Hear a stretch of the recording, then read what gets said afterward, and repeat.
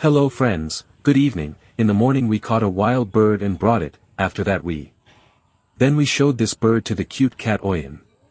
But what happened? Oyen didn't dare to bother him at all. What? Maybe this Oyen is thinking about how to get this wild bird.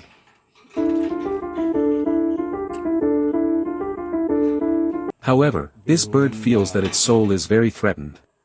Is it possible that this bird is still shocked, because he keeps running, guys?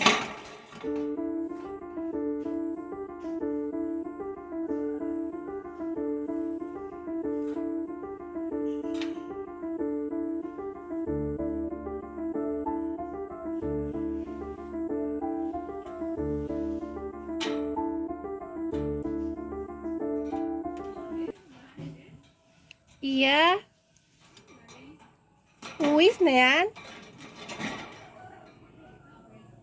Aku temu kowe.